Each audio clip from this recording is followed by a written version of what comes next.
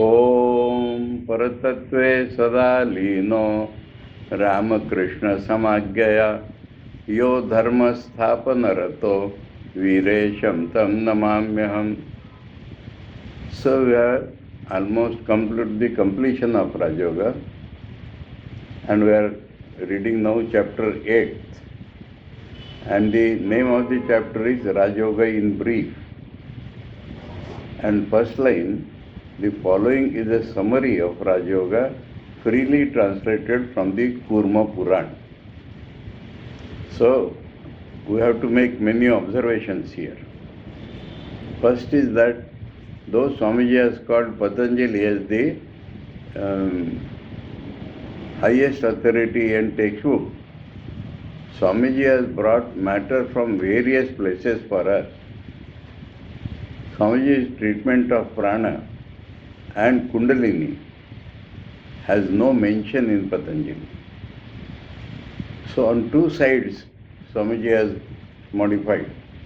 One is details of that pranayama and dhyana and kundalini. Second is Swamiji's Vedantic presentation. Thirdly, Swamiji has dug out from the old Indian literature references on Raja Yoga, on all the processes of Raja Yoga. So, a textbook made by Swamiji for us, and that is why this is a complete science. And you see, at the end of Patanjali Sutra, Swamiji has brought references from various books also. So, now this is the main observation, that Swamiji was in New York. He has called for books from India, and he has dug out through the books to find where is that Raja Yoga. So we now start chapter 8, the Raja Yoga in brief. So this is like a summary of Raja Yoga. So wherever new points occur, we shall discuss. The following is a summary of Raja Yoga, freely translated from the Kurma Puran. That means the Puranic Sanskrit Swamiji has not literally translated. He has freely translated. The fire of yoga burns the cage of sin that is around a man. So yoga is compared to fire. Now, fire consumes our karma. That is what we are told in Gita. But here, fire burns the cage of sin that is around a man. Around a man, this is the point. That man as an individual must have something bad in him along with good. More bad, less bad may be different. But as an individual, the very individuality is a sin actually. But yoga, fire of yoga, here Kurma Puran does not mention Raja. But Swamiji has found out that this is a summary of Raja. Later on it mentions yoga is tat prapti upaya. So the practical means of gaining spirituality or Brahmajnan finally burns the individual. Individual does not get mukti. Individual goes away and the universal comes in its place. That is mukti. So this is called burning of cage of sin, that is cage because man is trapped into it, and sin because of individuality. And yoga, by yoga he attains perfection or Brahmagyan. So that is burnt. Knowledge becomes purified. Knowledge means consciousness. And man's consciousness today is individual consciousness, which is again a covering or superimposition on his real nature, which is universal consciousness. So, consciousness becomes purified. That means it is changed from individual to the cosmic. And nirvana is directly obtained. What is nirvana? What comes out of this word nirvana? Literal meaning of nirvana, do you know? Literal meaning of the word nirvana. Nirvana means extinguishing. Lamp is there, and when the oil is over, the lamp stops. That is called nirvana. Nirvana means extinction of I.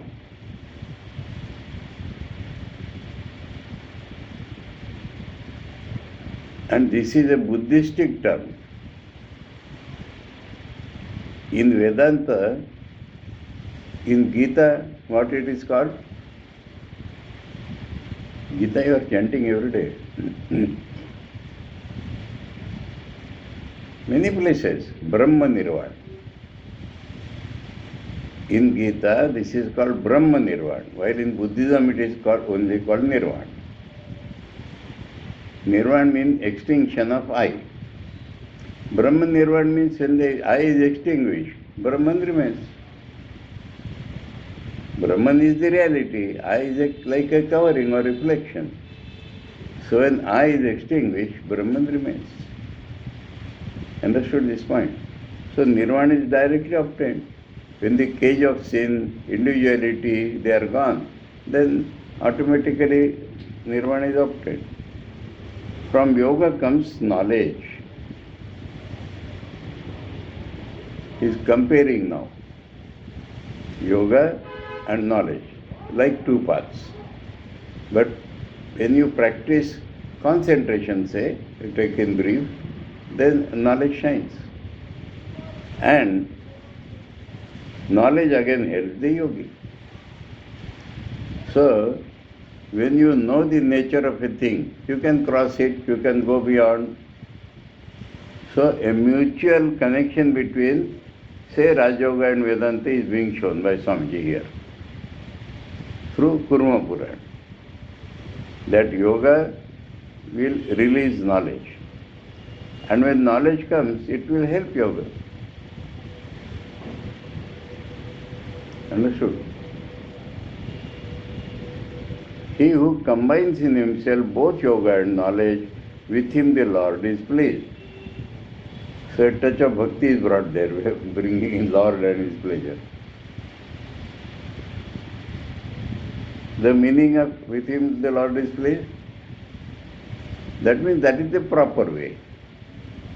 Don't only practice concentration by will, and don't practice knowledge as some theory. If you combine knowledge with more and more concentration, absorption, experience, realization, then knowledge will be real. And that knowledge will throw light upon how to concentrate. And so, God is pleased. That means that is the right path.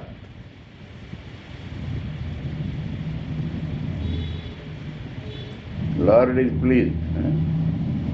No, you can think a lot on this word, Lord is pleased. Now rich people or anybody, so many things it will offer in Naivedya, 50 items, 56 items. Will that please the Lord? If your mind is ready to receive Lord, Lord is pleased. Okay? So this is the best preparation. Then Lord is pleased. Those that practice Mahayoga, either once a day or twice a day or thrice or always, know them to be gods. Now Swamiji has brought a new term, Mahayoga, and in the next sentence, Abhava Yoga. So we have to give a little more thought to this. I am Brahman, this is called Mahayoga. And I am zero, that is called Abhava Yoga. And both have the same meaning or same goal. If I is not there, Brahman will shine. And directly if I feel I am Brahman, then this lower I will go away. Okay? But Swamiji prefers, or this Kurma Puran prefers Mahayoga. Those that practice Mahayoga, either once a day or twice a day. So this is according to the capacity and time available for the man. There is no such rule. See the choices by which you understand that there is no such rule. As much as you can practice, you practice. Once a day or twice a day or thrice or always, know them to be gods. That means they are on the right path again. Yoga is divided into two parts. One is called Abhava and the other Mahayoga. Where one's self is meditated upon as zero and bereft of quality, that is called Abhava. Understood? I am zero. This I is zero. So reality is Brahman. That in which one sees the self as full of bliss and bereft of all impurities and one with God is called Mahayoga. So Abhava Yoga is a step to Mahayoga. But Thakur told Swamiji, Asti Nasti are two sides. Why not stick to Asti? When Swamiji and his friends were too much influenced by Buddhistic thought, Thakur said Asti, Nasti both are there. But why not stick to Asti? That is this, Mahabhava and Abhava. The yogi, by each one, realizes his self. So realization is same. The other yogas that we read and hear of do not deserve to be ranked with the excellent Mahayoga. Other yogas means there are several paths. Have you heard? Nada Yoga, Shabda Yoga, Kundalini Yoga, so many things are called yogas. Karma Yoga, Bhakti Yoga, but he says that is the best, Mahayoga. Mahayoga is already a combination of knowledge and yoga, in which the yogi finds himself and the whole universe as God. This is the highest of all yogas, final result of all yogas. Now he comes to detail. Yama, Niyama, Asana, Pranayama, Pratyahara, Dharana, Dhyana and Samadhi are the steps in Raja Yoga. Here he follows Patanjali, of which non-injury, now defining one by one, Yama, non-injury, truthfulness, non-covetousness, chastity, not receiving anything from another are called Yama. This purifies the mind. The Chitta. What is the difference between mind and Chitta? Both are used synonymously sometimes. Mind, the whole Antakarana is called mind. And the tranquil state of that Antakarana is called Chitta. Mind has four functions: Sankalpa, Vikalpa, Nishchay, Ahankar and memory. Write down if you want. Mind has four, Antakarana we call, na? So like a multimeter, four things it measures. Mind is equal to Antakarana is equal to Man. Again, first function also is called mind, the whole thing also is called mind. Man, that is Sankalpa Vikalpa.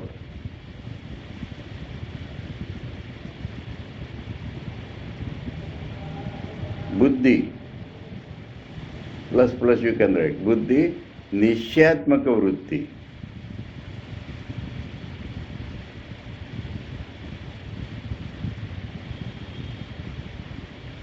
plus ahankara.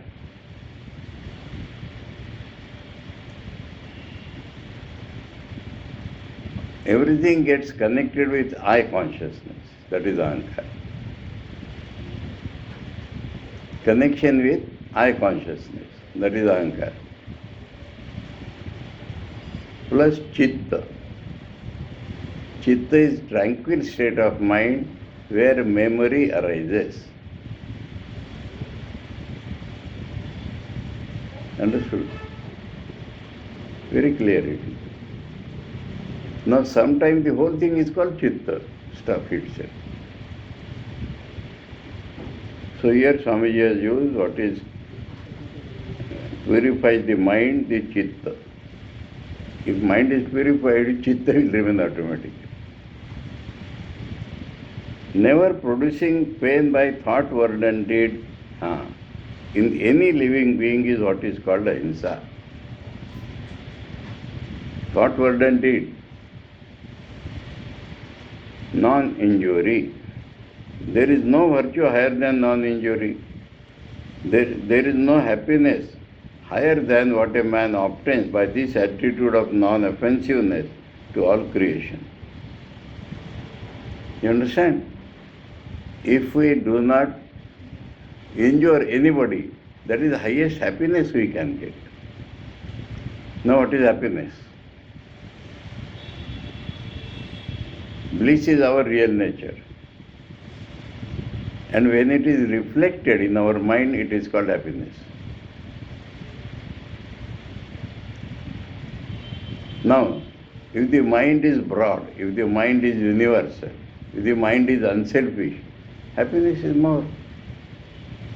If the mind is contracted, happiness is very, very less. In the Mahabharata, Duryodhana by so many crooked methods sent Pandavas to Vanvas. But all the good people started going to forest to meet the Yudhishthira. And by jealousy, Duryodhana's mind was contracted and contracted. So Pandavas were not sad in the forest. Duryodhana was more and more sad. So it depends upon the expansion of mind. If you are unselfish, you will be more happy, guaranteed.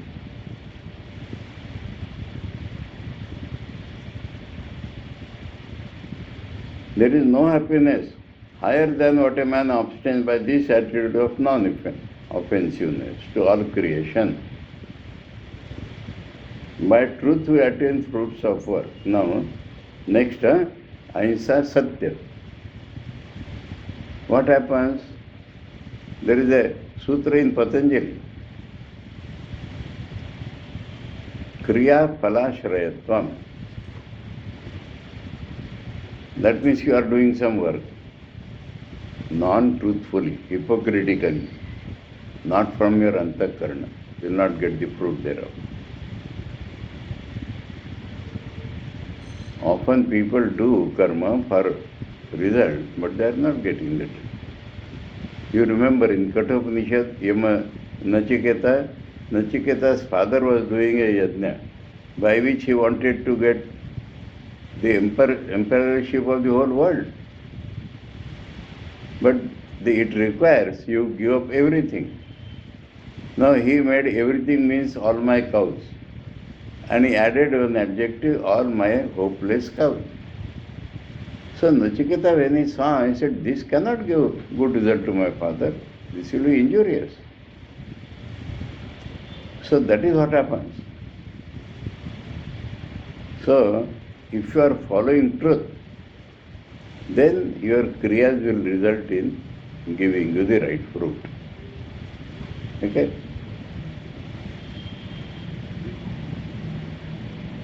By truth we attain fruits of work. Through truth everything is attained. In truth everything is established.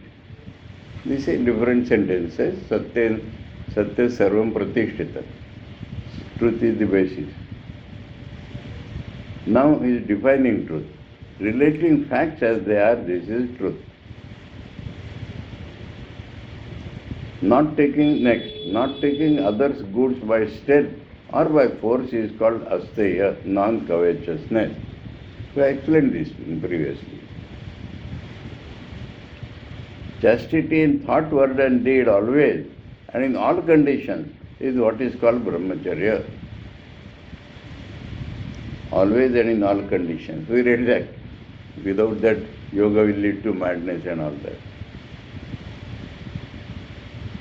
Not receiving any present from anybody, even when one is suffering terribly, is what is called aparigraha.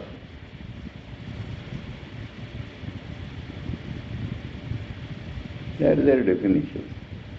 The idea is when a man receives a gift from another, his heart becomes impure, he becomes low, he loses his independence, he becomes bound and attached. Now, next, niyama. The following are helps to success in yoga and are called niyama, or regular habits and observances. Tapas, austerity; swadhyaya, study; santosha, contentment; shaucha, purity; Ishvara pranidhana, worshipping God. This word pranidhana I found has several meanings. So, worship of God is taken here. Fasting or in other ways, now explains. He has only defined dictionary meaning. Now explains. Fasting or in other ways controlling the body is called physical tapas. Purifying the body. Repeating the Vedas and other mantras by which the sattva material in the body is purified is called study. Sadhyaya. Sadhyaya means spiritual study. Sadhyaya. There are three sorts of repetitions of these mantras. Now is explaining japa. Japa is sadhyaya. One is called the verbal, another semi-verbal, and the third mental. What are the Sanskrit names?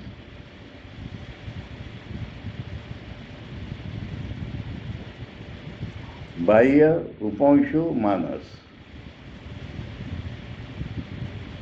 When you repeat, other people can listen, that is Bahya.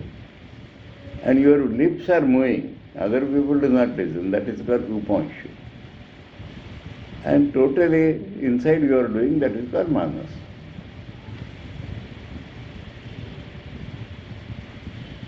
So which is defined. The verbal or audible is the lowest, and the inaudible is the highest of all. The repetition which is loud is the verbal. The next one is where only the lips move, but no sound is heard. The inaudible repetition of the mantra accompanied with the thinking of its meaning is called the mental repetition. Now in the mental repetition, the meaning of that should also be there, and is the highest. The sages have said that there are two sorts of purification, that is Shaucha next. The sages have said that there are two sorts of purification, external and internal. The purification of the body by water, earth or other materials. Earth, you understand this? You have not seen old Orthodox people perhaps. Mitti.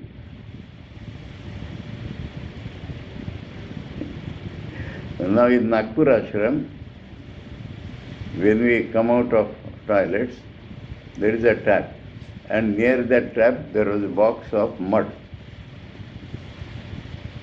and there was a soap case also.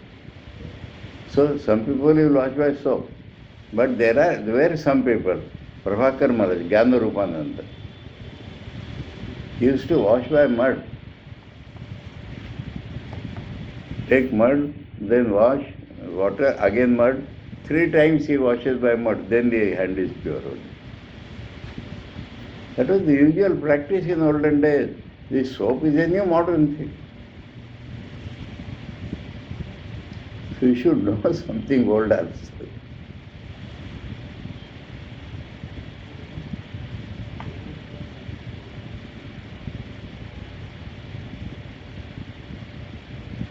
The purification of the body by water, earth or other materials is the external purification as bathing, etc. For bathing, what they use?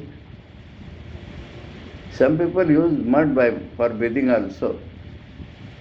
In naturopathy, that is a part of the treatment, mud bath. Mud is applied to the whole body and then you wash by water. Then there are so many ingredients like besan, you know, besan, that is the dal flour. That is used for, it cleans the body very nicely.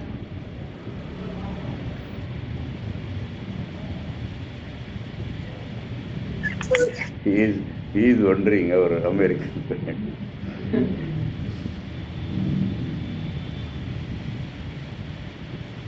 By water, earth or other materials is the external purification as bathing, etc.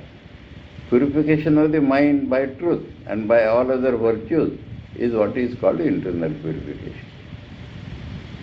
Both are necessary. It is not sufficient that a man should be internally pure and externally dirty.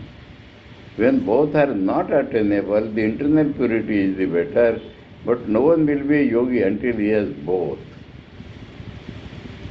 Worship of God is by next, Ishvara Pranidhan. Worship of God is by praise, by thought, by devotion. That means stuti, japa, all that is worship. Worship is not necessarily by flowers. So Yama and Niyama. Who has spoken about Yama and Niyama? The next is asana, posture.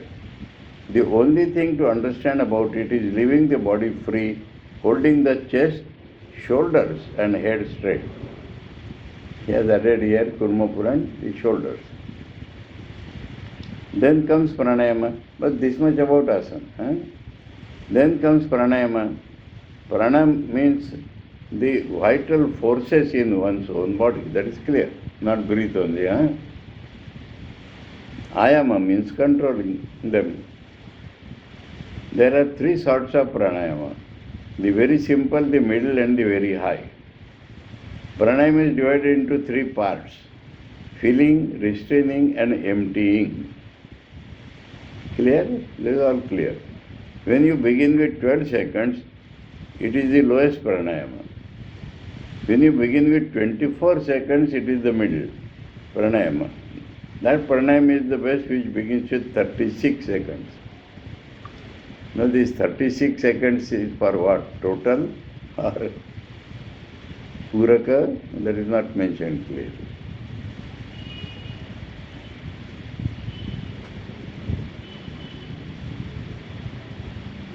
In the lowest kind of pranayama, there is perspiration. In the medium kind, curing of the body. And in the highest pranayama, levitation of the body and influx of great bliss. Levitation, you understand? Now you are sitting here. And if you get levitation, you will go up. You will go up. You cannot go beyond the roof. There are examples. In Calcutta, one man's peon or cook used to practice pranayama. Now that man used to go to office. In his absence, he would practice. One day he suddenly came in between and he saw his servant head is touching the roof. Then he advertised and he became big man and like that. It was there in papers some years back. So levitation, in the real pranayama, levitation comes. You lose your weight by restraining the prana. It is the prana on which earth is acting, but when you are controlling the prana, earth loses its gravitation. That is called levitation.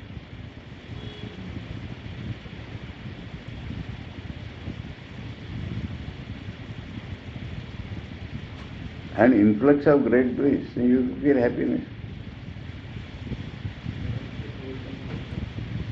There is a mantra called Gayatri. It is a very holy verse of the Vedas. We meditate on the glory of that being who has produced this universe, may enlighten our mind. That is the correct translation. Though in literal translation it is the sun god. But the implied meaning is Antaryami Ishwar, consciousness. So we meditate on the glory of that being who has produced this universe, may enlighten our minds. Om is joined to it at the beginning, at the end. In one pranayama, repeat 3 Gayatris. So that 36 and all that is dropped now. 3 Gayatris. That is 12, 12 and 12 seconds it will take. In all books they speak of pranayama being divided into rechaka, rejecting or exhaling, puraka, inhaling, and kumbhaka, restraining, stationary. The indriyas, the organs of the senses, are acting outwards and coming in contact with external objects. Bringing them under the control of the self is what is called pranayama. That is the pratyahara, next step. Pranayama is switch over. Then indriyas are normally going outside, but to restrain them and bring them inside, bring them under the control of the will, is what is called pratyahara, or gathering towards oneself. Pratyahara. Fixing the mind on the lotus of the heart or on the center of the head is what is called dharana. Here, like Patanjali is not called Deshabandha, straight away. Heart or Sahasrara. They are the 2 places recommended for meditation, not Bhumadhya. Sahasrara.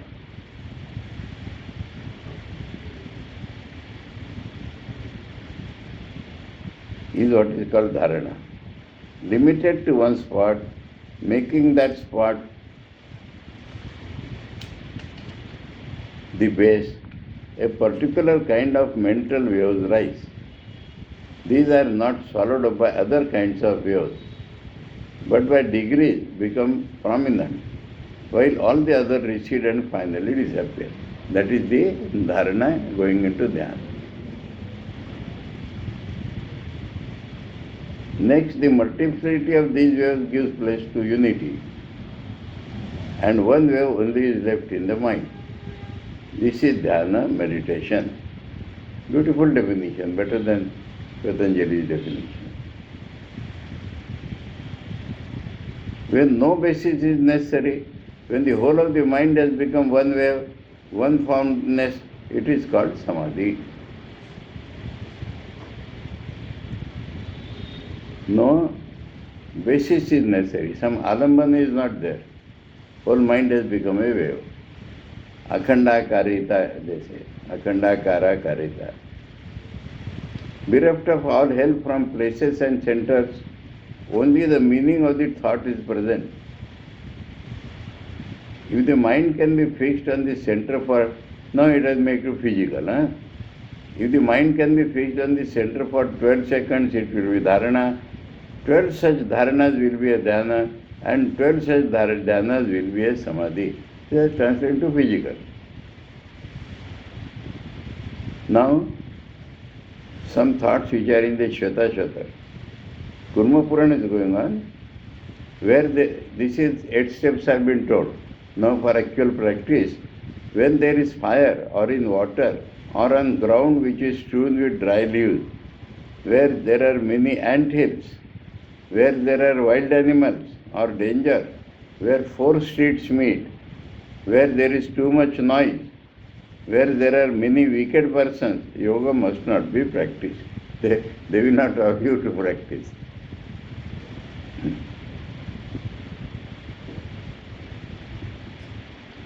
This applies more particularly to India.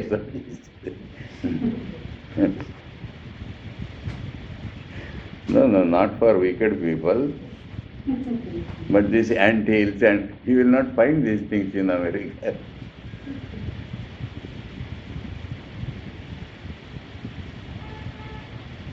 Do not practice when the body. This Swamiji must have added this sentence. Kurma Puran will not take like that. Do not practice when the body feels very lazy or ill, or when the mind is very miserable and sorrowful. Go to a place which is well hidden and where people do not come to disturb you. Do not choose dirty places. What is Thakur's instruction? ध्यान करवे मने कोने वने.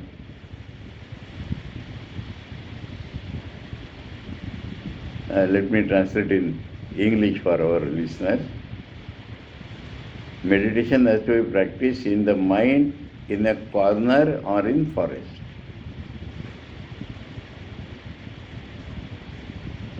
Do not rather choose beautiful scenery or a room in your own house which is beautiful. When you practice, first salute all the ancient yogis and your own gurus and God, and then begin.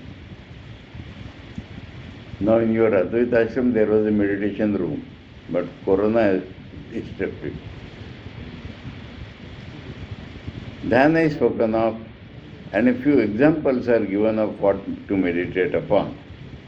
Sit straight and look at the tip of your nose. This is important. Look at the tip of your nose does not mean concentrate there. Very wrong assumption by many people. And Shankaracharya in Gita commentary has cleared it clearly. Only drishti there is meant. Mind is to be used in heart or sahasrara, he has already told. Understood this point? Many people mistakenly said you have to meditate here, not at all. Our great Swami Virjanand used to meditate there, and the result was headache. And he approached Holy Mother, what to do? She asked him, do you meditate like that? He said, stop that, meditate in your heart, and the headache vanished.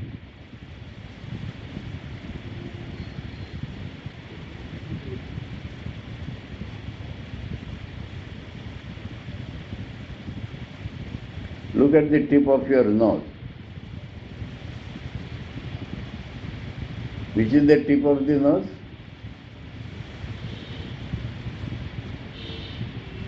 Wrong. There is another point. Tip of the nose is this. Because in another place it is, the site is Bhru Madhya. Thakur has told this. He asked Master Mahacharya to bring a picture of bird. When the bird is laying eggs, hatching the eggs, that means the eyes are half open. If you shut the eyes, subjectivity or sleep happens. If you open the eyes, distraction happens. So you have opened the eyes but not seeing the world. That is Bhrumadhya. So first tip of the nose has to be understood, and then mind is not to be put there, that has to be understood.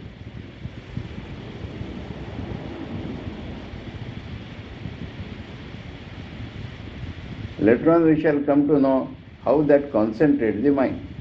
How by controlling the two optic nerves, one advances a long way towards the control of the arc of reaction. We are seeing there means optic nerves are concentrated there.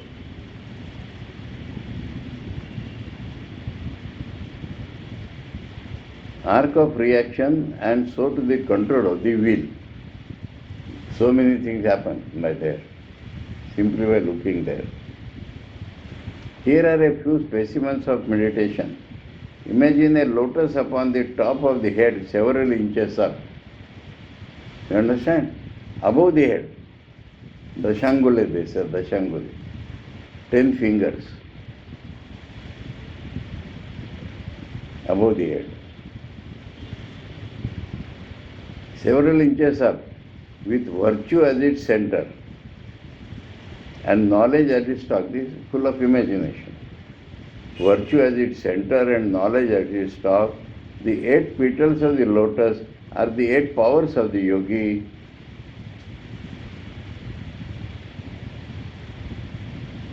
Inside these stamens and pistils are renunciation.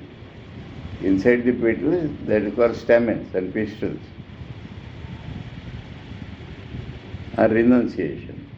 If the yogi refuses the external powers, he will come to salvation. So the 8 petals of the lotus are the 8 powers, but the internal stamens and pistils are extreme renunciation. The renunciation of all these powers. Inside of that lotus, think of the golden one, the Almighty, the intangible, he whose name is Om, the inexpressible, surrounded with effulgent light. Meditate on that. So, one suggestion for meditation is like this. Another meditation is given. Think of a space in your heart, and in the midst of that space, think that a flame is burning. Think of that flame as your own soul, and inside the flame is another effulgent light, and that is the soul of your soul, God. Understood? Inside the flame there is a light. Meditate upon that in the heart.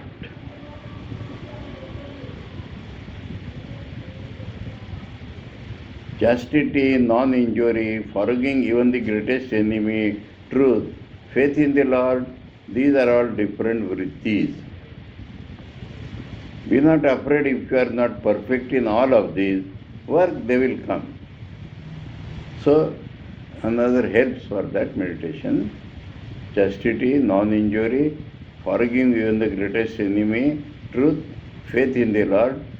That Ishwar Pranit has become faith here. These are all different vrittis, that means mental waves. Be not afraid if you are not perfect in all of these, work, they will come. Who has given up all attachment, all fear and all anger, he whose whole soul has gone unto the Lord, who has taken refuge in the Lord, whose heart has become purified, with whatsoever desire he comes to the Lord, he will grant that to him. Therefore, worship him through knowledge, love or renunciation. Or here means all them, not choice. In computer language, or means and, na? Yes. This condition or that condition means both will do. If this and this, then it restricts, makes it small. R is either one. R is either one.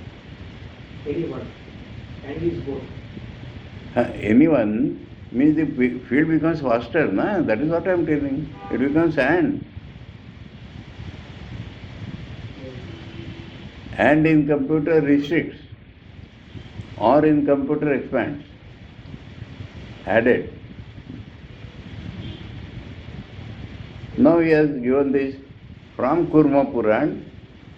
So Kurma Puran might, this is Gita 12th chapter now, clearly.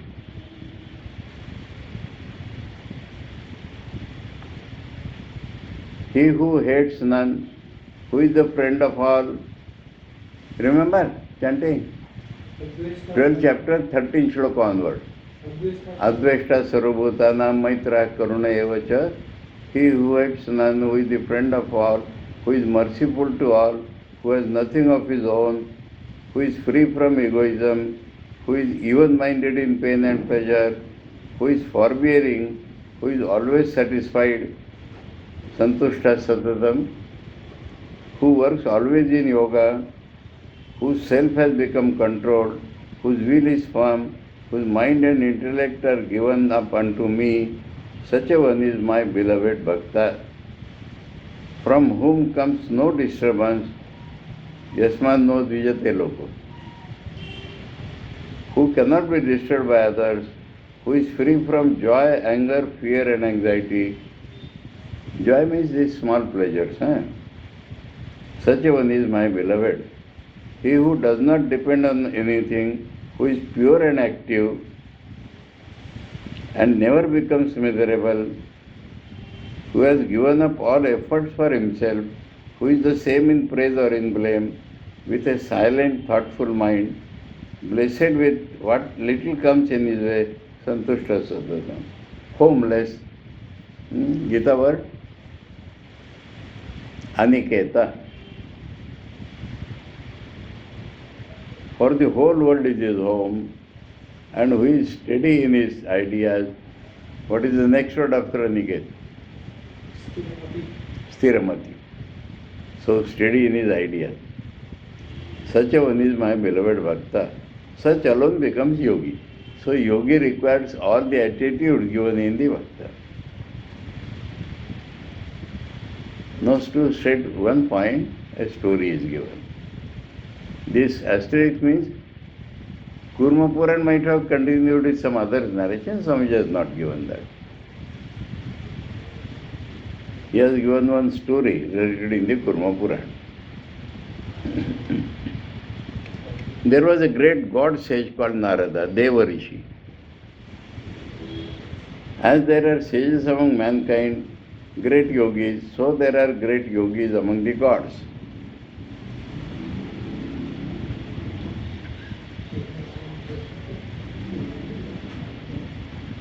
Narada was a good yogi and a very great. He travelled everywhere. One day he was passing through a forest and saw a man who had been meditating until the white ants had built a huge mold around his body. So long has he been sitting in that position. Purana, everything is exaggerated. He said to Narada, "Where are you going?" Narada replied, "I am going to heaven." Then ask God when He will be merciful to me, when I shall attain freedom. Further on, Narada saw another man. He was jumping about, singing, dancing, and said, "O Narada, where are you going?" His voice and his gestures were wild. Narada said, "I am going to heaven." Then ask when I shall be free. Narada went on. In the course of time, he came again by the same route, and there was the man who had been meditating with the ant hill around him. He said, "O Narada, did you ask the Lord about me?" "Oh yes." "What did he say?" "The Lord told me that you should attain freedom in 4 more births." Then the man began to weep and wail and said, "I have meditated until an ant hill has grown around me, and I have 4 more births yet." Narada went to the other man. "Did you ask my question?" "Oh yes." "Do you see the tamarind tree? I have to tell you that as many leaves are there on that tree, so many times you shall be born, and then you shall attain freedom." The man began to dance for joy and said, "I shall have freedom after such a short time." A voice came, "My child, will have freedom this minute." That was the reward for his perseverance. I'll tell you a story about this, an important story. He was ready to work through all those births. Nothing discouraged him, but the first man felt that even 4 more births were too long. Only perseverance like that of the man who was willing to wait eons brings about the highest result. I will tell you an anecdote. One disciple of Mahaprabhuji, you should read that. One disciple of Mahaprabhuji in a letter is writing to him, "Please bless me so that I will get knowledge or realization in this very life." Mahaprabhuji replies, "I bless you that you will get full knowledge."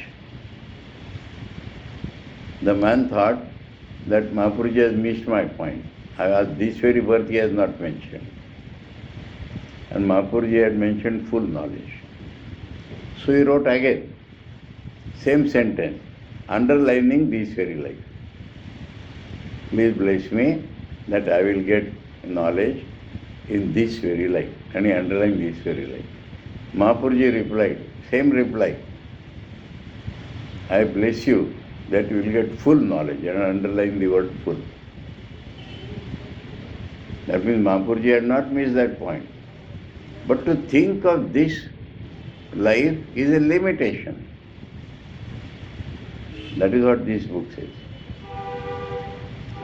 Now, if we are in a sure, full knowledge we should get. Otherwise, whatever we get in this life, we shall say it has gone. So Mahaprabhuji emphasized the point full knowledge. If you are on the right path, one day you are going to reach. Suppose the body is not sustained, body drops out, we will get another body. So we should never count that this very life. Very clear. You understand this perseverance? What doubt is in your mind? Understood? So Mahaprabhuji was very clear on that point.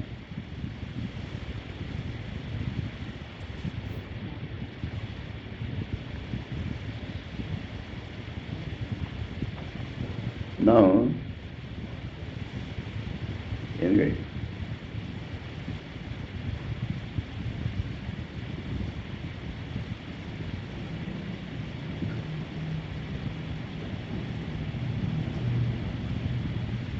I will only mention now, anyway, some minutes are there. Let me make announcements first. Now, in Swamiji's Rajoga, before the book begins, you will find, even before the preface, in complete verse also, you find it. Open Rajoga.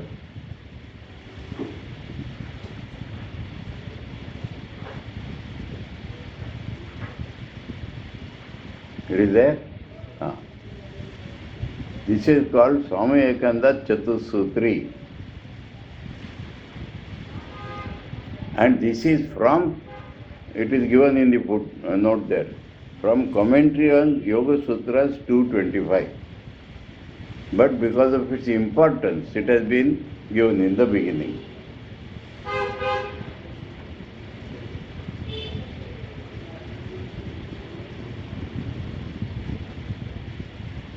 And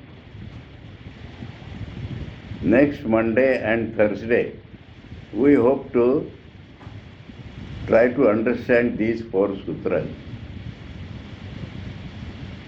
These 4 sutras of Swamiji, given in the beginning of Rajoga, taken from one of the portions of his commentary, is the, in a way, it is the gist of whole Rajoga.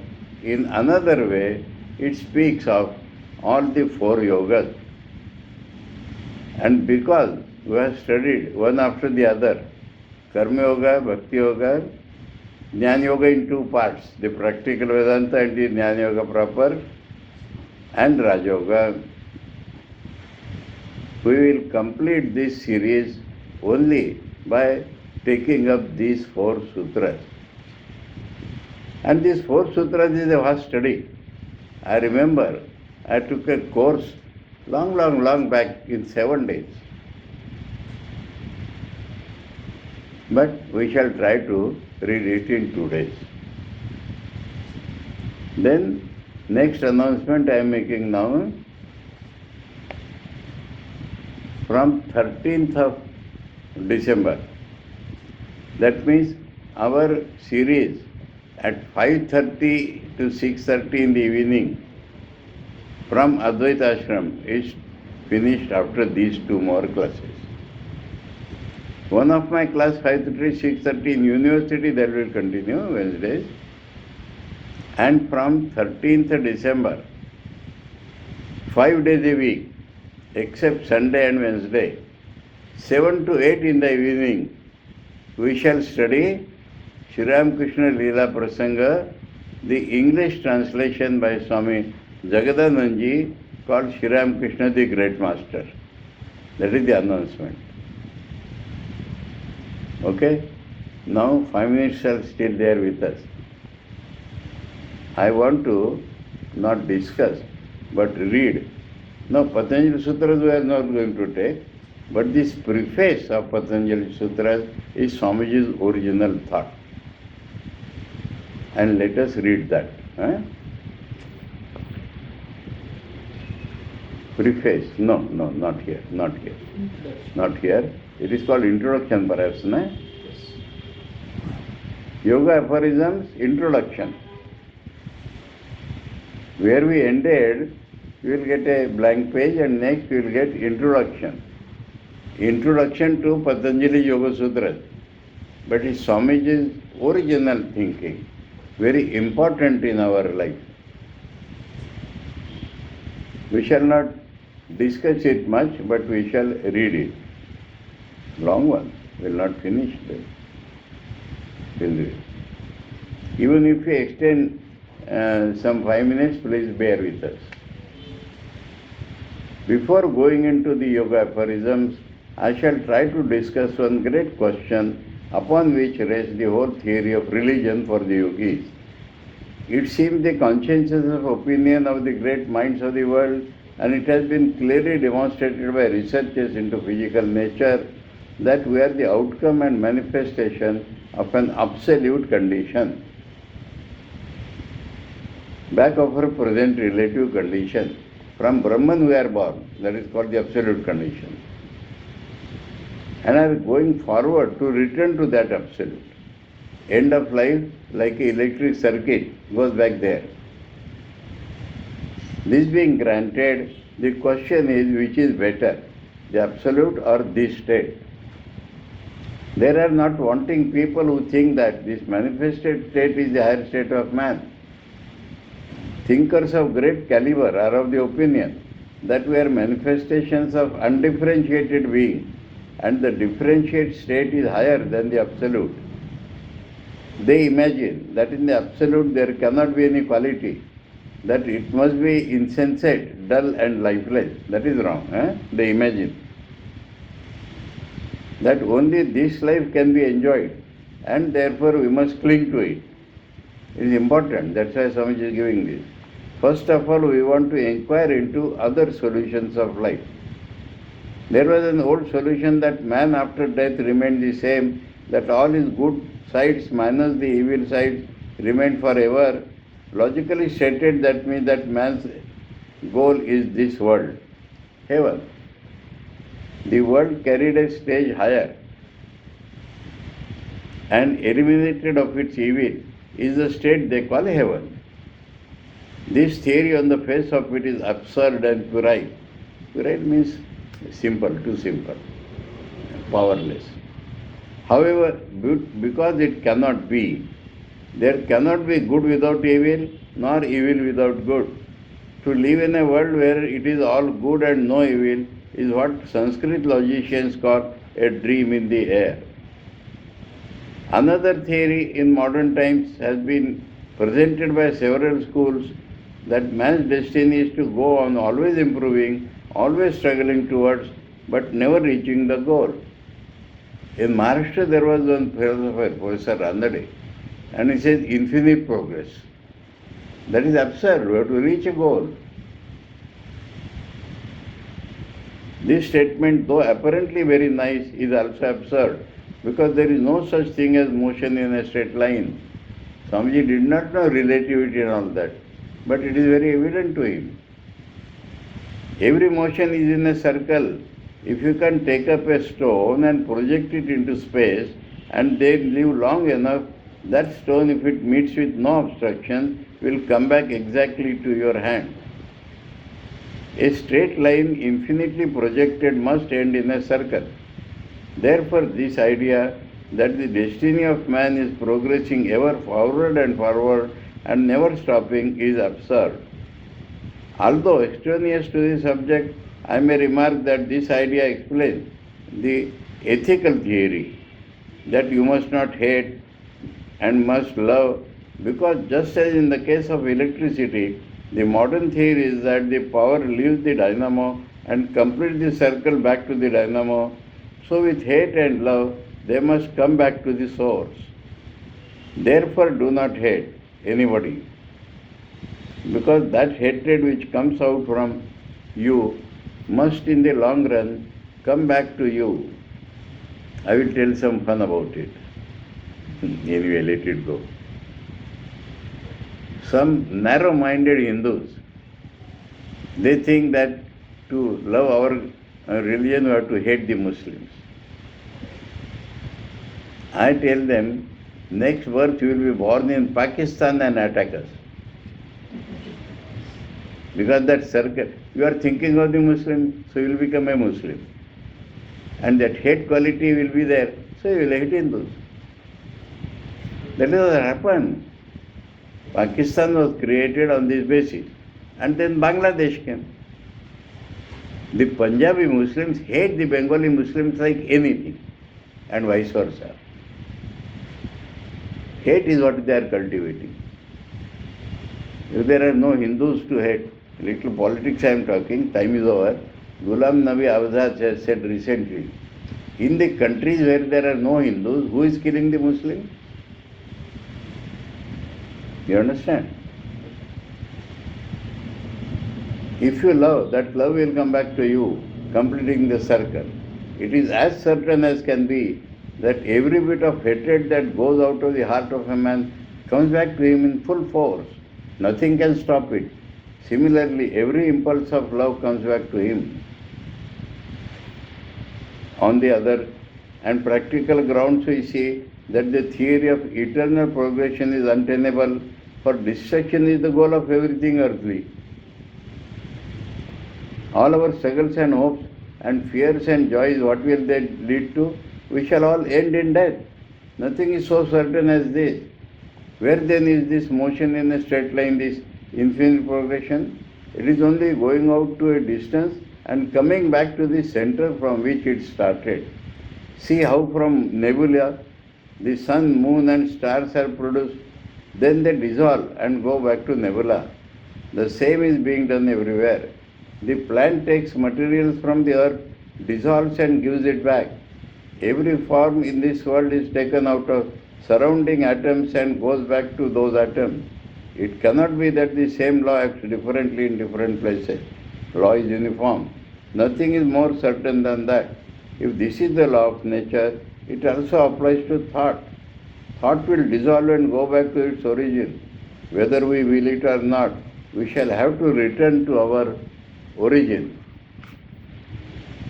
which is called God or Absolute. We all come from God and we are all bound to go back to God. Call that by any name you like, God, Absolute or nature. The fact remains the same. From whom all this universe comes out, to whom all that is born lives, in whom all that is born lives, and to whom all return, this is the one fact, that is the definition of God. This is in Taittiriya Upanishad. This is one fact that is certain. Nature works on the same plan. What is being worked out in one sphere is repeated in millions of spheres. What you see with the planets, the same will be with this earth, with men and with all. The huge wave is a mighty compound of small waves. It may be of millions. The life of the whole world is a compound of millions of little lives. And the death of the whole world is the compound of the deaths of those millions of. Now the question arises, is going back to God the higher state or not? The philosophers of the yoga school emphatically answer that it is. They say that man's present state is a degeneration. There is no one religion on the face of the earth which says that man is an improvement. The idea is that his beginning is perfect and pure, that he degenerates until he cannot degenerate further, and that there must come a time when he shoots upward again to complete the circle. The circle must be destroyed. However low he may go, he must ultimately take the upward trend bed and go back to the origin source, which is God. Man, let us read. Man comes from God in the beginning, in the middle he becomes man, and in the end he goes back to God. This is the method of putting it in the dualistic form. The monistic form is that man is God and goes back to him again. If our present state is a higher heaven, then why is there so much horror and misery, and why is there an end to it? If this is the higher state, why does it end? That which corrupts and degenerates cannot be the highest state. Why should it be so diabolical, so unsatisfying? It is only excusable inasmuch as through it we are taking a higher groove. We have to pass through it in order to become regenerate again. Put a seed into the ground and it disintegrates, dissolves after a time, and out of that dissolution comes this splendid tree. Every soul must disintegrate to become God. So it follows that the sooner we get out of this state we call man, the better for us. Is it by committing suicide that we get out of this state? Not at all. That will be making it worse. Torturing ourselves or condemning the world is not the way to get out. We have to pass through the slough of despond, and the sooner we are through, the better. It must always be remembered that man's state is not the highest state. The really difficult part to understand is that this state, the absolute, which has been called the highest, is not as some fear that of the zoophyte or of the stove. Zoophyte is a plant-like animal. According to them, there are only two states of existence, one of the stone and the other of thought. What right have they to limit existence to these two? Is there not something infinitely superior to thought? The vibrations of life, when they are low, we do not see. When they become a little more intense, they become light to us. When they become still more intense, we do not see them. It is dark to us. Is the darkness in the end the same darkness as in the beginning? Certainly not. They are different as the two poles. Is the thoughtlessness of the stone the same as the thoughtlessness of God? Certainly not. God does not think. He does not reason. Why should he? Is anything unknown to him that he should reason? The stone cannot reason. God does not. Such is the difference. These philosophers think it is awful if we go beyond thought. They find nothing beyond thought. There are much higher states of existence beyond reasoning. It is really beyond the intellect. That first state of religious life is to be found. When you step beyond thought and intellect and all reasoning, then you have made the first step towards God. And that is the beginning of life. What is commonly called life is but an embryo state. The next question will be, what proof is that the state beyond thought and reason is the highest state? In the first place, all the great men of the world, much greater than those who can only talk, men who moved the world, men who never thought of any selfish ends whatever, have declared that this life is but a little stage on its way towards infinity which is beyond. In the second place, they not only say so, but show the way to everyone, explain their methods, and that all can follow in their steps. In the third place, there is no other way left.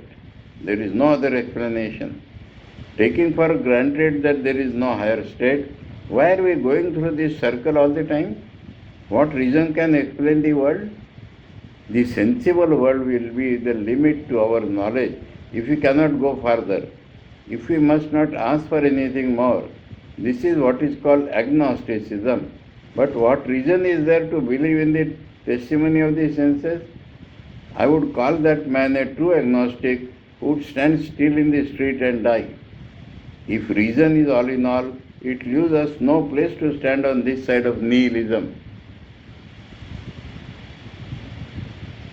If a man is agnostic of everything but money, fame and name, he is only a fraud. Kant has proved beyond all doubt that we cannot penetrate beyond the tremendous dead wall called reason.